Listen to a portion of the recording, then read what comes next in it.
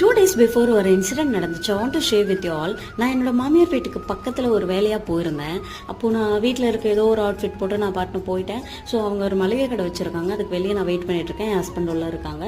So அப்போது ஒரு lady வேகமாக வந்தாங்க. நான் அடுப்பில் இந்த மாதிரி வச்சுட்டு வந்துட்டேன், எனக்கு சீக்கிரமாக பொருள் கொடுங்க அந்த மாதிரி சொல்லிட்டு.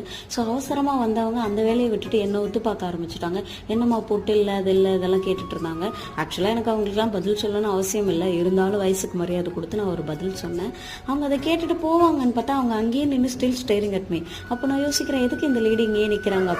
ஆக்சுவலி அவங்க என் ஹஸ்பண்ட்காக வெயிட் பண்ணிட்டு இருந்திருக்காங்க. ஸோ அவர் வந்ததுக்கப்புறம் she complaining about my outfit. So அவர் ஒரே ஒரு வார்த்தை சொன்னார், அவங்க எப்படி ட்ரெஸ் பண்ணுறாங்களோ அது அவங்களோட விருப்பம், அவங்க என்ன மாதிரி ட்ரெஸ் போடுறாங்களோ அதுக்கேற்ற மாதிரி தான் அவங்க ட்ரெஸ் பண்ணிப்பாங்க அப்படின்ற மாதிரி.